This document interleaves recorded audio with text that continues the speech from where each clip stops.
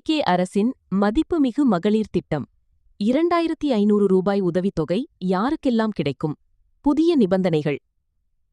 தமிழகத்தில் புதிய டிவிகே அரசு பொறுப்பேற்ற பின் மகளிர் உதவித்தொகை 1000 ரூபாயிலிருந்து 2500 ரூபாயாக உயர்த்தப்பட்டு அரசாணை வெளியிடப்பட்டுள்ளது. தற்போது இந்த திட்டத்திற்கான பயனாளிகள் மறுசீரமைப்பு பணிகள் தீவிரமாக நடந்து வருகிறது. இந்த 2500 ரூபாய் புதிய திட்டத்தில் தகுதியானவர்கள் யார் யார்? இதோ முக்கிய விவரங்கள். 1. வயது வரம்பு மாற்றம். 60 ஏஜ் லிமிட்.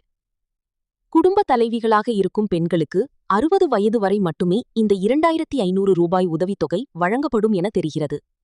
60 வயதுக்கு மேற்பட்டவர்கள் முதியோர் ஓய்வூதிய திட்டத்திற்கு OEP மாற்றப்பட வாய்ப்புள்ளது. 2. ஆண்டு வருமான வரம்பு. குடும்பத்தின் ஆண்டு வருமானம் 2.5 லட்சத்திற்குள் இருக்க வேண்டும்.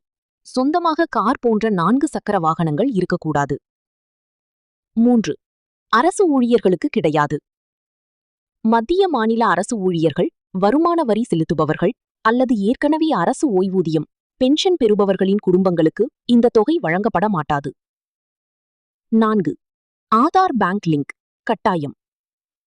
உதவித்தொகை நேரடியாக தகுதியான பெண்களின் Aadhaar linked bank account DBT முறை மூலமாக மட்டுமே அனுப்பப்படும். இந்த மே மாதத்திற்கான தவணைத் தொகை வழக்கம் போல தகுதியானவர்களின் கணக்கில் வரவு வைக்கப்பட்டுள்ளது. இந்த 2500 ரூபாய் உயர்வு மற்றும் புதிய அப்ளிகேஷன் எப்போது தொடங்கும் என்ற முழு விவரம் இந்த மாத இறுதிக்குள் மே 2026 அதிகாரப்பூர்வமாக வெளியாகும் என எதிர்பார்க்கப்படுகிறது.